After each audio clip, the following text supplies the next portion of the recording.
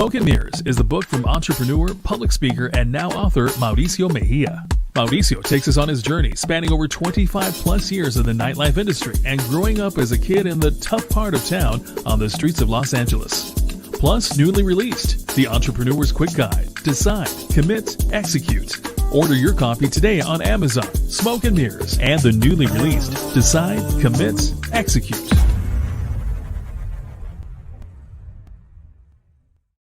Oh, yes. Welcome to everybody. Mauricio Mejia live episode number 14. And I'm very excited. What a beautiful day here in the Silicon Valley, San Jose, California. Just very excited about today's show. And I want to welcome everyone that's joining me today. We're going to jump in really quick and see comments as people start joining up. I just want to, again, thank everybody. We're doing a lot of different new things in the month of July. As you know, we've kicked off on Latin Live. We're broadcasting live and Latin Live. Y para que la gente latina que me entiende, we're broadcasting. So we're going to do Spanglish here. So we're broadcasting live in Mexico, Centroamérica, Sudamérica, in all parts of the world. And for all the people that are joining, please make sure you leave your comments. Make sure to visit us on wearelatinlive.com. We are also broadcasting on Latin Live Bay Area. So to all of our fellow friends here in the Bay Area, welcome. Thank you for joining me. I am Mauricio Mejia, live here in San Jose, California. Beautiful, beautiful heart, and it's the heart of the Silicon Valley, San Jose. Again, I want to welcome everybody. We do this live every Wednesday, 7 p.m. on the West Coast, 10 p.m. on the East Coast, on Facebook, YouTube, and on Latin Live. So we got on Latin Live, we got over 5 million active users around the world, 300,000 plus followers, and over 7,000 influencers, again, all around the world, guys. So make sure to please join us on wearelatinlive.com. Make sure to, participate, check out what we're promoting. It's about entertainment, it's about culture, it's about politics, it's about a lot of different things in the Latino community that are happening worldwide. Again, thank you very much for joining us. This week's special guest is a good friend of mine that I've known now since 2004. 2003, 2004. So that we're talking about 15 plus years, and very influential person here in the Silicon Valley. If I ever want to say that I have competition in being the social mayor of the city of San Jose or the Silicon Valley, this man right here is definitely the person that can give me a run for my money. So I want to welcome my good friend, Marshall Jones, who is an entrepreneur. He's a personal mentor, not just to me, but to many others. He's a business partner, and what really sets him apart and what he's been doing and we're going to talk about it, is he's a global business strategist. And I kind of invented that in my mind. I invented that title because I knew that it was something that I just, it's where I see him and what he's doing. And maybe that title is already out there. So, and of course, he's a great friend of mine. I want to welcome my friend, Marshall Jones. Marshall, what's up, my brother? How are you? Oh, man, I love that intro. Thank you. Oh, so you can hear me backstage when I'm doing that then, huh? Yeah, I like it. Awesome, man. Awesome. So I just want to warn you. So we're being broadcasted all around the world right now. We're on Latin Live Bay Area. Latin Live covers Central America, Mexico, South America, and parts of around the world. So Latin Live has been a company that we started back in 2014. October of 2014 is the actual date. Or October 2nd, and we've been going strong for 6 years now, and we got over 5 million active users on Latin Live. So we're giving them a taste of the Silicon Valley. So welcome to everybody that's watching us tonight. We got a lot of great information. It's a great show that we've been doing. This is our 14th episode and our 4th now on Latin Live. So we're breaking barriers, Marshall, just so that you know that. So. Anyhow, let's dive right into it, man. I've been excited. We've been working up to getting to this point of bringing you on, and it's been in the works, and we've been talking about, I said earlier in my intro that if anyone can compete against me as a social mayor, it's someone like you. You've been in the public's eye for many years. We met 15 plus years ago when I was in the nightclub industry or the entertainment industry, and you were working with a few hotels at the time. I think you had already moved to the downtown property and a very high-end hotel, and that's how our synergies, and we just got to meet and we clicked, and and we started to share ideas, and then we became friends. And you got to shed a lot of light, and we got to share a lot of stories with each other. So I'm very excited, man, to have you here and give the world a little background on who Marshall Jones is. Well, man, it's been a long time coming. I appreciate it. Every day is a blessing, man. I'm lucky to be here, lucky to be where I am. Sorry, my dog thinks she should be on the broadcast. No, that's cool, man. We trust me. All it takes is something silly to happen, and we're He's opening so it's doors. okay. Anyway, yeah, lucky to be here. My story is different, man. I was born in late 60s, and I was raised by friends of my mom's family. My mom was going through a pretty rough divorce, and she had 4 kids, counting me. So she needed to make a decision on what to do to help take care of things as she was getting the divorce. So she ended up having friends who were born in 1906 and 1899 take care of me. So think about this: they were 64 and 71 when they got me at about 2 years old. Wow. And they couldn't read or write. They wanted fixed income. We lived out in the country, so we had cows, chickens, outhouses, and all those type things. So when people see me rolling around with you in one of your fancy cars or one of the suits, it just, the two just don't mix with the way that I grew up. But with that said, I've always had this mantra of trying to provide service. And I think that's why naturally I gravitated toward hospitality. It's all about how do you provide value and how do you provide service for those that are in your care. And with that, I've been able to travel the world and work for a couple of different companies. I've worked with Westin before it became Marriott, then ended up, of course, with Marriott, worked with Fairmont, now Accor, and have done a few private business operations. I teach at San Jose State. I have my real estate license. I'm ordained, Nice. so I can perform the wedding. So I've always tried to be involved. So much to say. So much. Well, Thank you. if that day ever comes, I'll make sure that you do the wedding for me. But Well, I'll do yours for free. we'll keep going on that part. So as of right now, it hasn't happened. When you mentioned those are pretty big companies, and that kind of dives right into what I wanted to talk to you about, was because that's really where we became friends. We were both dealing with high-end backgrounds or high-end clienteles. The Vault Ultra Lounge was one of the top elite ultra lounges here in the Silicon Valley, and really in the South Bay for many years. And while you were at the Fairmont, I always wanted to do things at a higher level. And I think that when we sat down and first had our conversations, I think that's where it clicked. And I know that that's where it clicked, because we were doing business at that level where we were dealing with a lot of celebrities and a lot of people that really just just again on a high level business. And I love the advice and the ideas that you shared with me. And to this day, I've carried a lot of those ideas and thought processes that you have instilled in me, because I always wanted to do business at that high level. So share a little bit about that, because I know that you've always worked well with teams too. You like to build teams, just like I like to build a team. I always told people that we're only as good as our team. So you understand that concept. Yeah, absolutely. We all learned this in kindergarten. The golden rule, right? You want to treat others the way you want to be treated. At the end of the day, that's really what it's about. So our whole philosophy with hospitality has been to ensure that we're providing the service and the care and comfort that those individuals are gonna want. It requires that you ask questions. You don't just assume that the person's going to want black coffee. Maybe they want tea. You have to open up and have conversation and dialogue. And I've found that if you actually have a real conversation with people in the first 15 to 20 minutes, you actually get to what matters most and what's important. I've had the privilege of meeting every president back to Jimmy Carter. I mean, think about that. That's a pretty nice long run. And I've been able to be in an environment where I've had the opportunity to provide service for all of these different gentlemen. Perhaps I'll be able to do it in the future for the first female, whomever that may be. But at the point, it's about trying to make sure you treat people the way they want to be treated. Mm-hmm.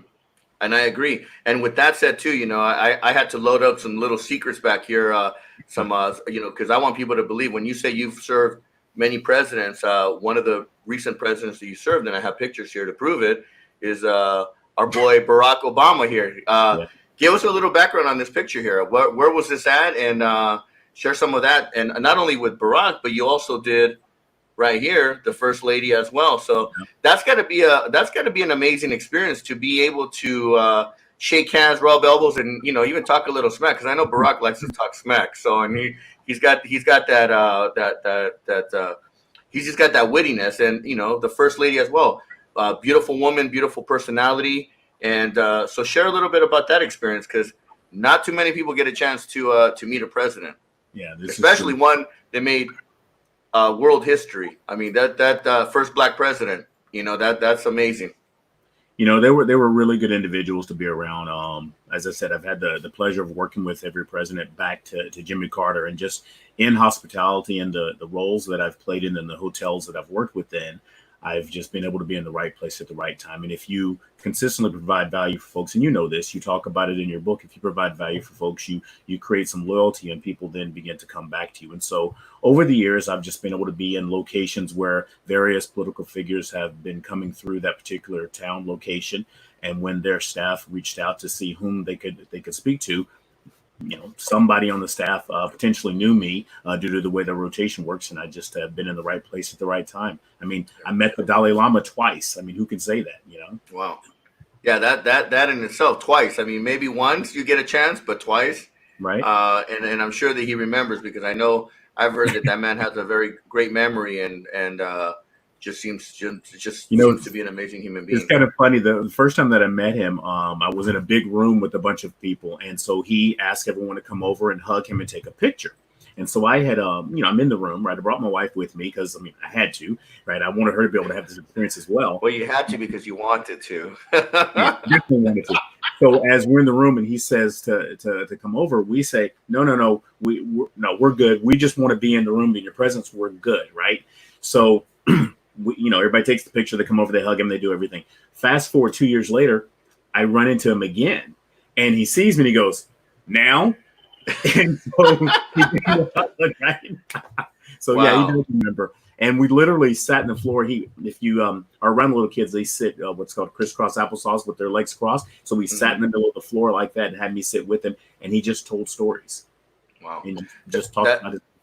That's just got to be an experience in itself. And, so you're meeting the president. How was it also meeting the first lady? Because she's also got a personality.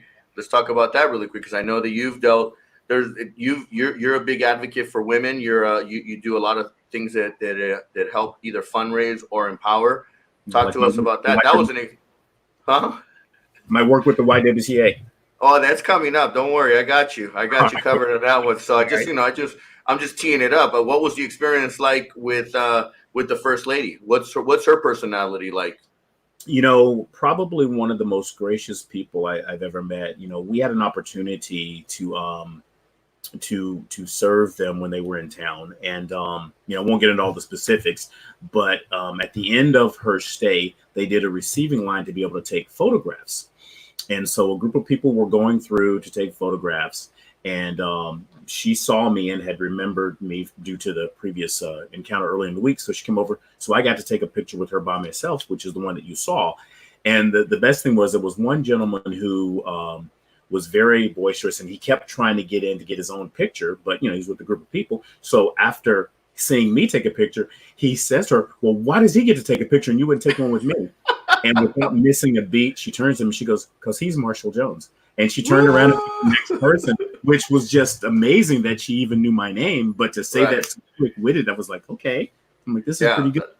That's dope, man. That's again, I was hoping that at one point during while they were in the office, that I would have had the opportunity to meet them. But I know when they used to come into town, it was in and out. Everything was well staged, and I know you even shared at one point, not all the details, but there's only certain hotels or certain things that get qualified to have a president in them, and there's certain things that the protocols that have to happen so that people can come in without knowing, and then blah blah blah, the whole strategy and logistics of having a person of that caliber inside your hotel. But talk to us about the hotel industry. I mean, I know right now the world seems to be upside down, and the hotel and hospitality industry and the entertainment industry has taken a big hit because of this whole COVID-19. How are you surviving through this, and how does that play into your future? What are some of the things that you've done to pivot? Because I know you're no longer in the hotel industry from the executive side now. You're what I call the global strategist, business global strategist, because you're doing business on a global level with people from around the world, and you're now not, I don't want to call it handcuffed, but you're not handcuffed anymore to one location now. The world is yours now with the industry that you're in. Talk to us about that, and share the company if it's allowed. Share the company with us. Okay, so I am still in hospitality, not just hotel. So I'm vice president of regional sales for a company called Prestige Global Meeting Service. The great thing about Prestige is that in my previous career, I worked for one hotel brand or chain, and it was my role to help customers either book in the hotel that I was working at or one of our sister properties. Well, the beautiful thing about working with Prestige, and this is why we say engage Prestige, is you have every hotel, convention center, cruise ship, airline in the world that is at your disposal because we actually get to negotiate the deal for you. We go find you the best opportunity for what the customer may want. And there's a certain amount of freedom, flexibility, and independence that I have with this company that I've not seen in a long time. And it's more like being not an entrepreneur, but an entrepreneur. I get to be my own business person. I get to have my own business, but I'm doing it using someone else's money and someone else's infrastructure. At the end of the day, though, I've been able to find a way to, and you use the word first, pivot. So you got to take a shot every time you say pivot these days. But what we've done is we switched to a model where we've been able to assist clients with virtual meetings.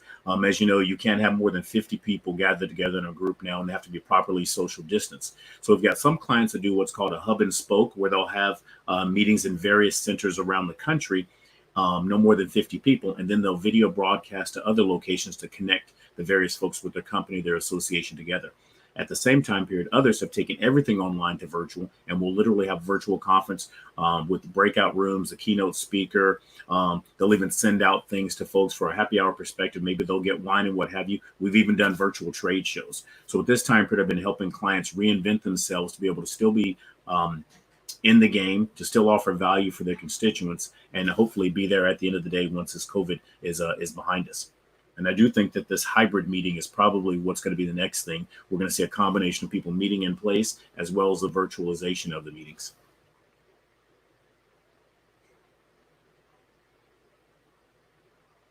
I think that pretty much covers where we are. The only other thing is working with various companies like DNCs or some of the companies that have some of the new tech, whether it's the COVID testing or a company like Nanoseptic that's providing nanobites to be able to create a chemical reaction so that you don't have to use chemicals to be able to clean and sanitize something, or working with a company, maybe a company like one of yours that can go in and actually clean the facility and the building. Just now started dabbling with working with some folks who are doing some retraining and testing. You see in Vegas, some of the companies are testing the employees and their families, and they test on a 3-day cycle. So that way the people coming to the hotel know for sure that the employees are free and clear of any virus like COVID. At the same time period, they're also cleaning the facility, and they have certain protocols in place to ensure that the property is clean and clear for folks. So when you mix those two together, you've got a good recipe for someone to be able to get back to work, and it lowers the risk level, if you will. One of the customers I'm talking to now is actually a vendor who provides a test, waiting on some higher level approval. They do have their FDA clearance. They are testing at about 97, 98% accuracy, but we want to be able to get that a little bit higher before they put it out to market.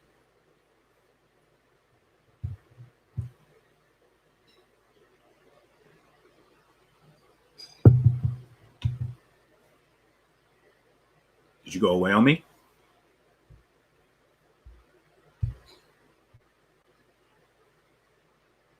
Mauricio.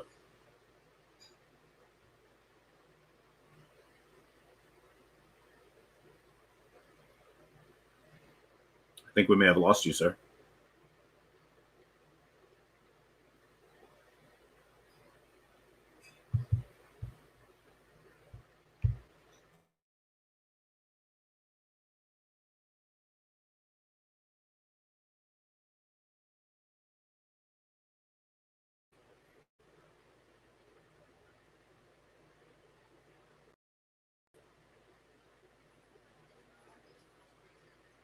Are you there?